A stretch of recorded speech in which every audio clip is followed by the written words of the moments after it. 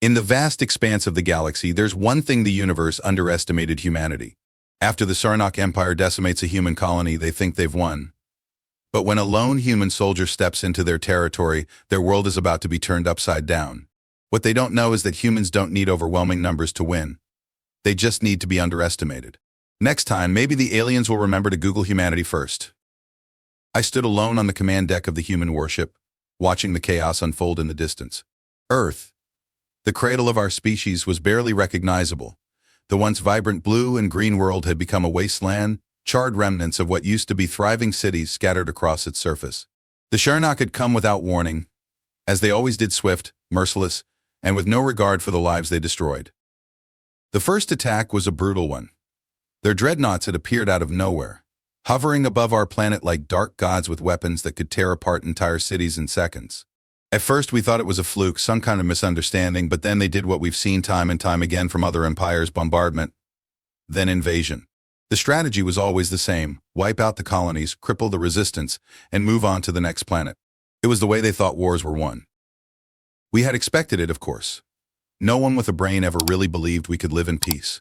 We were always too small, too scattered, too dangerous for the larger empires to ignore. The truth was, we had been underestimating ourselves for far too long. The Xarnok, with their technologically advanced weapons and superior numbers, thought they were just going to sweep us aside, but they didn't know who they were dealing with. They didn't understand that there's something inside humans, something deep in our nature, that refuses to let us go down without a fight. The devastation they wrought on Earth was unimaginable. They targeted our colonies first, wiping out the outer rim, burning entire cities to the ground. They thought that would break us, that we would cower, plead for mercy, or bow to their might. They were wrong. But it wasn't until they hit the heart of our civilization, the home of humanity, that they made their fatal mistake. We weren't broken. We were pissed. The first sign of that came when the Xarnok began their descent into the Earth's atmosphere. Their massive ships cast shadows over what was left of our cities, blocking out the sun and plunging us into a fearsome, unnatural twilight. People scrambled for cover, scrambling to survival shelters, preparing for the worst. But there was something in the air, a sense of defiance that buzzed through the last remaining pockets of humanity. The people who had lived through wars, disasters, and uprisings weren't just going to lie down and die. Not like this. Not now. I looked out the viewport, my fingers gripping the cold, steel railing of the deck. The warship I was aboard wasn't the most advanced by any means, but it was human-made and built for this very reason: to respond when the enemy thought they could come in and crush us. It had been months since we had launched the last offensive, months since the Xarnok's first strike on Earth. We were preparing for a counterattack, but it wasn't the counterattack the Xarnok were expecting. I could feel the weight of the silence pressing in on me, thick with tension. Our planet was still burning, colonies in ruins. But we weren't just going to react. We were going to give them a reason to remember Earth, a reason to fear humanity. On the ground, the survivors had already begun their resistance. Small bands of soldiers, guerrilla fighters, and civilians had taken up arms, striking where they could, making the Xarnok realize that we weren't going to fade away into the dust. They thought we were weak, primitive even. They thought that a species with no grand fleets of warships, no advanced technologies to match their own, could never stand up to an empire like theirs. But what they didn't know was that humans were different. We'd been underestimated before. The Xarnok weren't the first, and they wouldn't be the last. I didn't know it then, but the turning point wasn't going to come from the weaponry or the numbers on our side. It wasn't going to be some glorious battle where we overwhelmed the Xarnok fleet with sheer force. No. The true strength of humanity would be something far more insidious. It would come from the most unexpected place, from the one thing the Xarnok couldn't possibly understand.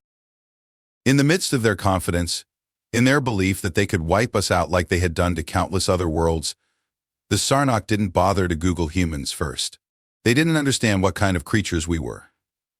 They didn't know that when humans are backed into a corner, they don't crumble. We rise, and we fight in ways no one expects. Somewhere out there on the edge of this shattered world was a human who would show the galaxy just what happens when you make that mistake. When you think you've won, and you've left one human alive. One. It was all we needed. We hadn't retaliated immediately.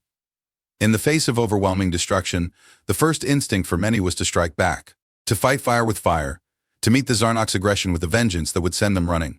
But we knew better. The Xarnok were expecting that. They wanted us to react in anger, to launch a counteroffensive they could easily dismantle. They had calculated our every move, knowing that most civilizations would behave exactly as they predicted: hasty, predictable, and emotional. Humans, however, we weren't like that. At least not in this moment. The war wasn't going to be won with firepower alone. It wasn't going to be won by charging headfirst into a battlefield full of ships and soldiers far better equipped than we were. Our response had to be more strategic, more cerebral. We weren't going to fight them in the way they expected, not with conventional forces, not with the same tactics they had used to crush everyone else in their path. We would fight them on our terms. We had a different kind of weapon: patience. And in the silence that followed the initial chaos, we began to understand the real nature of the threat we were facing. The Xarnok had made their move, but they had underestimated one critical element: humanity's ability to adapt, to evolve in ways that no one could predict. They thought we were primitive, that we couldn't understand their technology, that we lacked the sophistication to outmaneuver them. They thought they had us figured out, but they hadn't done their homework. They had made the cardinal mistake of underestimating the enemy. This is where Matthew Werner came in. He wasn't the first choice. No, in a war of this scale, you'd think we'd send our best soldiers, the ones with the most experience, the ones with the most firepower. We had those soldiers, of course, but we didn't need them. Not yet. What we needed was someone who understood the heart of war, someone who had lived through the chaos, who had faced impossible odds and won. Werner was that man. Matthew Werner was a legend, but not in the way most people thought. He wasn't a hero in the traditional sense. He wasn't some young, brash officer charging into the battlefield with a gleam in his eye. No, he was a retired soldier, one who had seen too much of the ugliness of war to care about glory or accolades. His last campaign had left him scarred, both physically and emotionally. He had seen what war could do to people, to entire civilizations. But when the Xarnok came, when they laid waste to our colonies, there was no one else to turn to. Werner wasn't just a soldier, he was a strategist, a mind that could see through the fog of battle and predict the unexpected. He was humanity's answer to the Xarnok's arrogance. The first time I met him, I was skeptical. It was hard to trust anyone with so much on the line, but when I saw him step into that room, a man weathered by time but sharp as a blade, I knew. He wasn't here to play by the rules. He was here to break them. Werner didn't waste words. He didn't need to. All he did was look at the holographic map of the Xarnok fleet, studying their positions, their vulnerabilities. It was as though he saw the universe through a different lens, a lens that most of us couldn't even begin to understand. His plan wasn't some grand assault. It wasn't about smashing through their defenses with sheer force. It was about subtlety, about finding the weak points in their armor and exploiting them. We couldn't rely on our own fleet for a direct confrontation.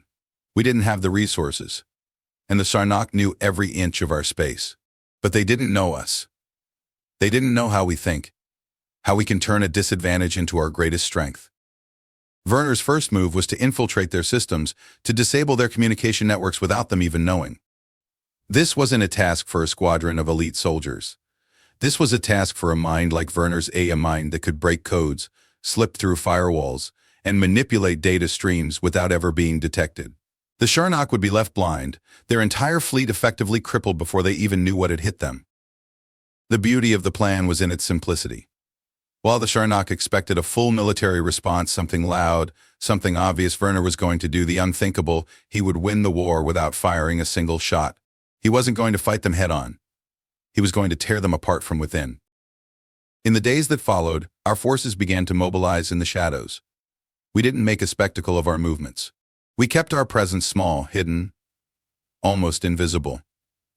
The Xarnok were too busy preparing for an all-out human offensive to realize that the battle was already being fought on a much deeper level. By the time they realized what had happened, it would be too late. Werner had already made his move. The Xarnok had no idea what they were walking into. It wasn't just that we had a plan. It was that we understood the one thing they didn't. Underestimating humanity was the greatest mistake the galaxy could make. They had thought they were the superior force. They had thought we were nothing but ants beneath their boot. But we were about to show them something that would make them question every assumption they ever had about us. The Xarnok Empire, as vast and powerful as it was, had never encountered a force quite like humanity. They knew the basics: humans were tenacious, resilient, and had a tendency to rise from the ashes, but they didn't understand the depth of that tenacity. They thought we were a primitive species, unworthy of their attention. That was the fatal flaw they would soon learn to regret. After the Xarnok launched their initial attack on Earth, We had done nothing but observe. They assumed we were shattered, broken, our forces scattered and in disarray. They couldn't have been more wrong. Humans don't operate on the same level as other species. We don't fold under pressure. We adapt. We find the gaps, the flaws, and we exploit them until they can't be ignored. I knew that when Werner was given the go-ahead, the first step wasn't about brute force. It wasn't about confronting the Xarnok head-on. That would have been a suicide mission. We had something far more dangerous than firepower on our side: ingenuity. We had the ability to think several steps ahead, to outsmart our enemies, and to use their own strengths against them. The Xarnok believed that by eradicating our colonies they had wiped us off the map. They thought Earth itself was teetering on the brink of extinction. After all, we were just a speck in the galaxy, a tiny blip compared to the empire they had built over millennia. But what they didn't account for was the human spirit. They didn't account for the fact that, when humans are pushed to the brink, that's when we're at our most dangerous. By the time the first message from Werner reached the Xarnok fleet, they still had no idea what was coming. They were busy celebrating their victory, thinking they had all but eliminated any chance of human resistance. The idea of one lone soldier being a threat to an empire as vast as theirs seemed laughable. But then Werner did what no one expected. He'd infiltrated their fleet without them even knowing it, slipping in like a shadow, weaving his way through their defenses as if they didn't exist. But it wasn't just about sneaking past them. Werner was playing a much bigger game. He wasn't there to kill. He was there to cripple them without a single shot being fired. And he was damn good at it. The first thing Werner did was exploit their overconfidence. He knew the Xarnok relied on complex communication networks to coordinate their fleet. They thought their encryption systems were unbreakable, their protocols flawless. Werner had other ideas. He understood how to manipulate the very fabric of their network. Slowly, subtly, he began injecting his code into their systems, rewriting everything from the inside out. The Xarnok had no clue that their once secure channels had been breached. They didn't realize that their fleet was already compromised, that Werner had already started to turn their technology against them. But Werner's brilliance didn't stop there. Once the initial hack was successful, he began to unravel their power. The Xarnok relied on their immense fleet for intimidation. Their size alone was meant to inspire fear. But what they didn't understand was that size doesn't always equate to strength. It wasn't the size of their ships that made them formidable, it was their reliance on complex systems and interdependencies. By cutting off their communication, by destabilizing their infrastructure, Werner had begun to sow the seeds of chaos. And as the Xarnok tried to figure out why their fleet was starting to fall apart, that was when the second phase of Werner's plan took hold. The humans, scattered across Earth and the remnants of our colonies, had been preparing for this moment.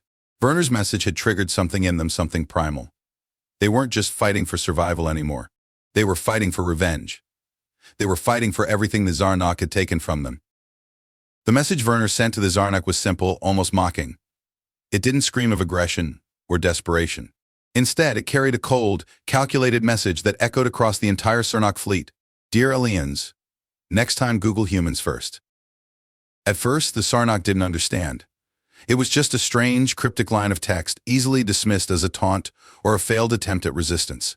They laughed, assuming it was some kind of joke. But the truth behind that message was something they would soon learn all too well. Werner wasn't just mocking them. He was delivering a death sentence. As the Xarnok struggled to regain control of their fleet, they quickly realized that things weren't right. Systems were malfunctioning. Ships were drifting off course. Communication was being scrambled. By the time they realized what had happened, Werner had already cut them off from their most powerful assets. The Xarnok had been reduced to nothing more than a scattered, confused force, unable to even communicate with one another, much less mount a cohesive defense. But this wasn't just a battle of technology. This was a battle of will. The Xarnok thought they could break humanity with their bombs, their weapons, their fear. What they didn't realize was that we don't break. Not when it matters. Not when the stakes are this high. As the chaos spread through their fleet, we saw the cracks begin to form. They were terrified. They didn't know how to react to an enemy they couldn't see, couldn't predict, and that fear would only grow as Werner's plan unfolded. What the Xarnok failed to understand was that the true danger of humanity wasn't in our ability to fight. It was in our ability to think. The chaos among the Xarnok fleet was just the beginning. They had no idea how deep Werner's plan had gone, how thoroughly he had infiltrated their systems. It wasn't just that their ships were malfunctioning or their communications were being scrambled. That would have been bad enough. No, it was far worse. Werner had planted a virus in their strategic command networks, one that slowly ate away at their ability to coordinate their forces. It was designed to isolate their fleets, create rifts within their ranks, and tear apart their leadership from the inside out. At first they tried to recover. The Xarnok leadership scrambled to contain the damage, sending emergency signals across their fleet, trying to regain control. But Werner was always one step ahead, tweaking the virus, feeding it new instructions, making sure it would grow faster and spread further. Every attempt to rebuild their communication channels or restore their fleets was met with more sabotage, more disruptions. What they didn't know was that Werner had already anticipated every move they would make. Each new action they took to counter the virus only played into his hands. I watched as their confusion spread like wildfire, rippling through their ranks. The mighty Xarnok fleet, formidable and unyielding in the eyes of the galaxy, had been reduced to a collection of isolated ships, unable to communicate, unable to coordinate. A few desperate attempts at regrouping were quickly dashed when they realized their command ships had been cut off from the rest of the fleet, their weapon systems malfunctioning, their strategic data corrupted. What they had once believed to be their advantage, their technological superiority, was now their greatest weakness. And that wasn't even the worst of it. The real twist came when the Xarnok's internal surveillance systems started to fail. These systems had been a cornerstone of their empire, designed to track every ship, every movement, every resource, and every individual within their ranks. It was how they kept their vast empire in order. But Werner had found a way to cripple that too. He knew that in a chaotic war, control of the narrative was just as important as control of the battlefield. By seizing their data, he ensured that the Xarnok would be left in the dark. Their generals and admirals, once calculating in cold, began to panic. They couldn't make decisions without the information they'd relied on for centuries. They couldn't trust their own sensors or rely on their fleet's intelligence anymore. It wasn't long before fractures started to appear in their command structure. Leaders, unable to understand what was happening, started making mistakes. And those mistakes were exactly what Werner needed. From his vantage point, it wasn't just the Xarnok who were losing control, it was their entire system of rule. They were a militaristic empire, one built on order and precision. But Werner had taken that order and thrown it into disarray. He had exposed the Xarnok for what they really were, an empire that relied on brute force to maintain control, but was utterly incapable of functioning when that force was undermined. On the ground, things were moving quickly. Humans, what was left of them after the initial devastation, had begun to regroup. Resistance fighters, soldiers, civilians, even children, all of them were becoming part of the war effort. They didn't have much, but what they did have was a fierce determination to make the Xarnok pay for what they had done to their homes, their families, and their way of life. The human spirit was stronger than any weapon, and with Werner's plan in motion, they could feel the tides of war turning in their favor. In the small pockets of survivors, there was no hesitation. Every person knew their role in this new phase of the war. They were going to strike back, not with overwhelming force, but with precision. The goal wasn't to eliminate the Xarnok entirely, not just yet. It was to destabilize them further, make them question whether they could truly control the galaxy with the iron fist they had once wielded so easily. Meanwhile, the Xarnok were in full panic mode. Messages that were once simple orders now came across as frantic, desperate pleas. Orders from the highest levels were being ignored as chaos descended into their ranks. Commanders started bickering with one another, each one pointing fingers at the other, blaming them for the failure of their mission. Leaders who had once commanded immense power were now scrambling for any advantage they could get. But there was no way to restore order. Not without their systems, their networks, their information. The confusion, the fear, the total breakdown of order, it was all playing out just as Werner had planned. His subtle sabotage had triggered a cascading collapse within the heart of their empire, and the more they tried to regain control, the deeper they fell into the trap. It wasn't a battle of brute strength. It was a battle of wills, of intelligence, and of patience. And the Xarnok had no idea how much further they were going to be pushed before they realized they had lost. It didn't take long before their once imposing fleet was no longer the dominant force it once was. Their ships were scattered across the stars, unable to regroup, unable to launch a counterattack. The Xarnok, the same empire that had decimated human colonies without a second thought, were now being forced to play catch-up, scrambling to recover from a series of blows they never saw coming. What they didn't know was that this was only the beginning. The real danger wasn't the forces they had wiped out. It wasn't even the fleet they thought they still commanded. It was humanity itself, and the human mind that had already outmaneuvered them at every turn. The Xarnok were finally starting to understand that when you fight humans, you don't just have to worry about their numbers. You have to worry about the way they think.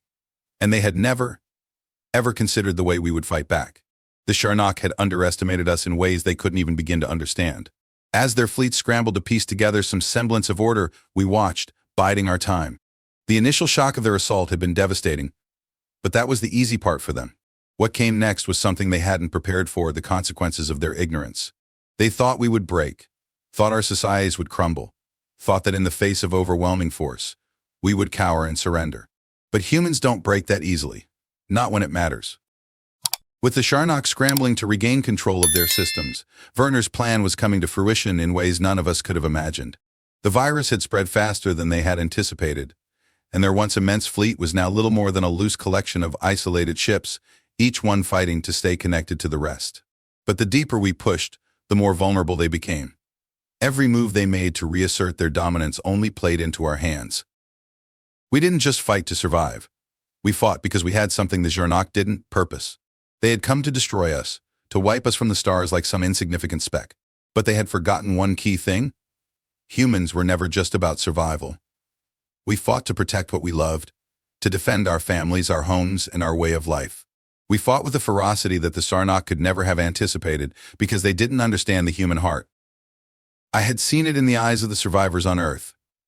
They weren't just scared, they were angry. They had watched as their families were torn apart, their cities leveled, their entire way of life obliterated. But in that anger, there was something else, something deeper. It was resolve. The Xarnok might have thought they had destroyed us, but they had only awakened something within us. We would not go down quietly. As Werner continued his work, his virus did more than just disrupt their command structure. It began to unravel the fabric of the Xarnok Empire itself. There were cracks forming in their economy, their supply lines, and their ability to maintain their technological edge. They had once relied on their technological superiority to crush every race that had stood in their way, but now, that same technology was betraying them. And it wasn't just their technology. Their empire was built on a foundation of fear, a fear that had kept their subjects in line for centuries. The Xarnok ruled through intimidation, relying on their size and their relentless aggression to maintain control. But what happens when you take away that fear? What happens when the very thing that holds an empire together begins to disintegrate? The first signs of their panic were small. The Xarnok commanders began to send increasingly erratic orders, no longer able to coordinate their forces. Their communication channels were unreliable, and soon, even the most basic commands were going unanswered. But those small signs quickly grew into larger issues. Ships stopped responding to distress calls. Supply routes were abandoned. Entire sectors of their empire fell silent as the cracks deepened. At first, we didn't know what to expect. We had launched our counteroffensive in the shadows, knowing that we didn't have the luxury of waiting for the perfect moment. But now, as the Xarnok Empire began to splinter, we had an opening. And we weren't about to let it slip away. The truth was, the Xarnok had always relied on fear, on their ability to dominate and subjugate others.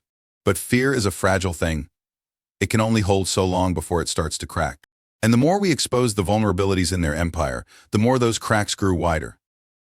By the time the first major rebel factions took action, the Xarnok were already reeling. With their communication networks in disarray, they couldn't rally their forces fast enough to mount a unified defense. What had once been a unified front now resembled a patchwork of desperate, disconnected ships and fleets, each one struggling to stay afloat in the rising storm of resistance. We had a secret weapon: time. The longer we kept them isolated, the more their grip on their empire would loosen. Every day that passed brought us closer to victory, and the Xarnok knew it. But they still underestimated the full extent of what was happening. They thought they could regroup. They thought they could recover. But what they didn't understand was that recovery wasn't just about technology. It wasn't just about fixing broken systems or reasserting their dominance. Recovery required trust, and trust is something that is built over time. In the space where their leadership should have been, there was nothing but confusion. The central power of their empire had been fractured, and without that centralized control, the Xarnok were like a beast without a head, thrashing about in the dark, unable to find their way. As they stumbled, the human resistance grew bolder. Those who had once been hidden in the shadows now stepped into the light. Former colonies once crushed beneath the heel of the Xarnok rose up, reclaiming their territories and sabotaging anything they could. In the depths of their fleets, Werner's virus had continued to spread, now reaching places we hadn't even dreamed of. The Xarnok didn't know who to trust anymore. Their spies couldn't find the source of the attack. Their fleet couldn't hold together. They were falling apart in front of our eyes, and we hadn't even begun to fight them in a conventional sense. This wasn't about an outright war. It was about dismantling them piece by piece, like a puzzle whose pieces we had scattered across the galaxy. Every move they made to fight back only made them weaker. Every desperate attempt to regain control added another nail to their coffin. The Xarnok might have had superior numbers, superior firepower, but they didn't have what we had: the will to win, the cunning to outsmart them, and the strength to fight not just for ourselves, but for every person they had tried to destroy. As the Xarnok Empire crumbled around them, they finally realized the truth. They had underestimated the human problem, and now they had no idea how to stop us. The fall of the Xarnok Empire didn't happen overnight, but it was inevitable. Every action they took to tighten their grip only served to reveal more cracks in their armor. The more they scrambled, the more they exposed their vulnerabilities. It wasn't just the human resistance that was rising, it was the very essence of their empire that was beginning to rot from within. They had relied on their oppressive rule, their fearsome technology, and their ruthless commanders to maintain order. But none of that could hold when everything started to break down at once. Werner's virus had not only disrupted their systems, but had sowed the seeds of distrust among their own ranks. The more their command structure fractured, the more they turned on each other. By now, the Xarnok leadership had no idea who their real enemies were. Was it the humans fighting back from the shadows, or was it the chaos they had brought upon themselves? They couldn't see the forest for the trees. The virus Werner had planted had started to spread even further, infecting not just their fleet, but their core infrastructure.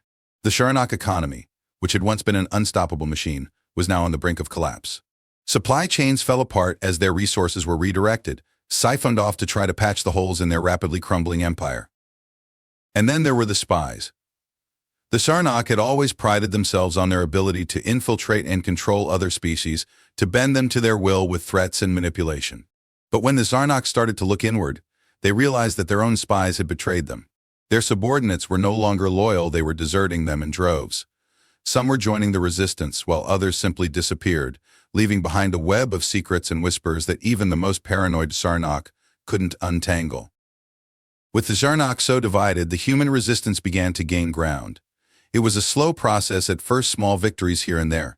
But the more the Xarnok faltered, the more the humans could press forward. The resistance wasn't just about military strength anymore. It was a movement, an ideology. People everywhere, from the wreckage of Earth to the farthest corners of the colonies, began to rise up. They weren't fighting just to survive, they were fighting for a future free of the Xarnok's tyranny. The true power of the resistance, however, was the element of surprise. The Xarnok had believed that humans were disorganized, scattered, without the capability to mount a real offensive. They had underestimated our ingenuity, our ability to adapt and improvise. What they failed to realize was that humans are not bound by the same rigid structure that other empires are. We don't need to have overwhelming numbers or superior technology to win, we only need to be clever enough to find their weaknesses and exploit them. The human resistance didn't just fight to push back the Xarnok, they fought to take control of their destiny. What had started as an underground network of small cells had now turned into a full-blown uprising. The Xarnok, once so sure of their dominance, were now overwhelmed by the sheer force of will and determination of humanity. It wasn't just about taking down ships or blowing up supply depots anymore. It was about taking back our future. Werner, somewhere in the heart of the Xarnok fleet, continued to play his part, pulling the strings from behind the scenes. The virus he had unleashed was now a living organism, evolving on its own, adapting to every new countermeasure the Xarnok tried to deploy. They had no idea how to fight something they couldn't even comprehend. The deeper they dug, the more they found themselves trapped in a maze of their own making. Every attempt to undo the damage only made it worse. Every new order they sent out only seemed to increase the confusion within their ranks. At the same time, humanity was organizing. Communication networks that had once been severed were now restored, piecing together the remnants of the shattered resistance into a united force. The most important resource the Xarnok had taken for granted, their ability to control and suppress the will of others, had been stolen from them. And in its place, humanity had found something far stronger: unity. As the human resistance continued to grow, the Xarnok were forced to shift their tactics. They tried to fight back, to quell the uprisings with brute force. But it was too little, too late. Every strike they made only galvanized the resistance, turning ordinary civilians into fighters, farmers into strategists, and even children into messengers. Humans don't need advanced weaponry or grandiose armies to stand tall, they need hope. And when that hope was restored, the Xarnok had no idea how to fight it. But it wasn't just about guerrilla tactics and strategic strikes. Humans had something else on their side: ingenuity. While the Xarnok were reeling, Struggling to maintain order within their own empire, the human resistance was adapting faster than they could even imagine. New weapons were being developed, new strategies emerging, each one more effective than the last. And they were learning faster than the Xarnok could ever keep up. The more the resistance grew, the more the Xarnok felt the walls closing in. They began to realize that their great empire, which had once stretched across vast swathes of the galaxy, was now crumbling, piece by piece. The fear that had once been the foundation of their rule was now their greatest enemy. They couldn't intimidate humanity anymore, they couldn't even control their own people. And without control, they were nothing. We had done what they thought was impossible. We had taken their greatest strength, fear, and turned it against them. We had outsmarted them, outlasted them, and now we were taking our revenge. The Xarnok had thought they could crush humanity under their heel. Instead, they had awakened a force that they could never have predicted. The real war wasn't just about fighting back. It was about showing the Xarnok that, in the end, they were no match for the human spirit. The final blow came quietly, almost imperceptibly, like the slow, deliberate descent of a falling star. The Xarnok had spent years building their empire on the backs of weaker civilizations, crushing everything in their path with brute force. They believed they had mastered the art of war, that they were the galaxy's apex predators. But what they didn't realize was that they had underestimated us in a way that no amount of firepower could ever fix. As their empire crumbled, the Xarnok leadership did what they always did. They tried to tighten their grip. They sent their remaining forces on increasingly desperate missions to reassert control, attempting to rally whatever loyalists they had left. But the moment they realized they were too late to stop the human resistance, they began to turn on each other. Their leaders, once untouchable and unchallenged, now found themselves targets of suspicion and fear. Betrayals spread like a virus, and even those who had once sworn allegiance to the Xarnok cause now whispered of a new order, a new galaxy that didn't require oppression and domination. It was almost poetic, the way the fall of the Xarnok mirrored the story of their conquest. Their empire, built on control and fear, had collapsed under the weight of its own brutality. The same systems they had used to subjugate others were now the very systems that betrayed them. Werner's virus had done more than just cripple their technology, it had exposed the heart of their empire for what it truly was: fragile, unstable, and doomed to fail. By now, the resistance was no longer just fighting for survival. It had evolved. What had begun as a desperate attempt to push the invaders back had turned into a full-scale campaign of liberation. Entire planets, once occupied by the Xarnok, were now rising up, taking back their homes. With every liberated world, humanity's confidence grew. The Xarnok, once so sure of their supremacy, now faced an enemy that not only refused to break but was actively dismantling everything they had built. The final phase of Werner's plan had begun. As the Xarnok struggled to reassert their authority, the resistance moved in for the kill. We didn't need to win every battle. We didn't need to destroy every fleet. What we needed was to break their will to fight. And that's exactly what we did. The turning point came when the last of the Xarnok command ships fell. It wasn't destroyed in a traditional sense, it was captured. The moment the flagship was taken, the Xarnok leaders had no way to communicate with one another. The chain of command, so vital to their military structure, was shattered. It was as if someone had severed the head from the body, leaving the Xarnok fleet to thrash in the dark, unable to find direction. The human forces moved quickly, taking control of strategic points across the galaxy, dismantling any hope the Xarnok had of staging a counteroffensive. The Xarnok had one final weapon, their ultimate warship, a massive, heavily armored vessel that had once been the symbol of their dominance. They threw everything they had left at it, hoping that this last show of force would scare the resistance back into submission. But they didn't realize that by the time the warship launched, the galaxy had already moved on. Humanity had already taken the initiative, and with it, the upper hand. The battle for the warship was fierce, but it was clear from the start that the Xarnok were no longer in control of the fight. Their once unstoppable weapon was no match for the ingenuity and adaptability of the human forces. The warship was eventually disabled, its crew overwhelmed, and the last remnants of the Xarnok's military might was extinguished. What happened next was almost anticlimactic. With the fall of the warship, the Xarnok were left with nothing. Their leadership was in disarray, their military scattered and leaderless, their empire shattered. There was no grand victory speech, no moment of celebration. It was just the slow, inevitable realization that they had lost. The galaxy had moved on, and the Xarnok were no longer the threat they once were. But there was something else in the air now, something that felt like a weight lifting. Humanity had survived. Not only had we survived, but we had thrived. We had taken back our world, our colonies, our lives. The scars would never fade, but the resolve was unbreakable. The Xarnok had come to destroy us, to wipe us out as if we were nothing. But in the end, they had learned the most important lesson of all: you never underestimate humans. The galaxy, once a playground for the powerful, now stood at the edge of a new era. We weren't just the survivors. We were the inheritors of a future that had been almost stolen from us, and we weren't going to let anyone forget that. In the final moments, as the dust settled, we realized that the war had never really been about the Xarnok or their technology. It had always been about something far more fundamental: the human spirit. It was a spirit that couldn't be broken, a will that couldn't be crushed. It was a reminder that no matter how dark things got, no matter how powerful the enemy seemed, we would always fight back. The Xarnok thought they could break us. Instead, they had only made us stronger.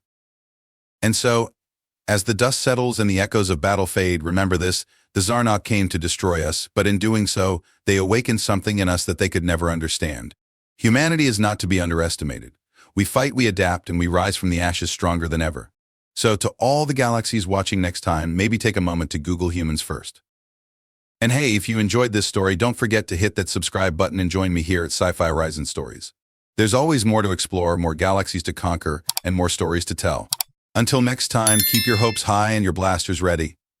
You never know when the next adventure is waiting right around the corner.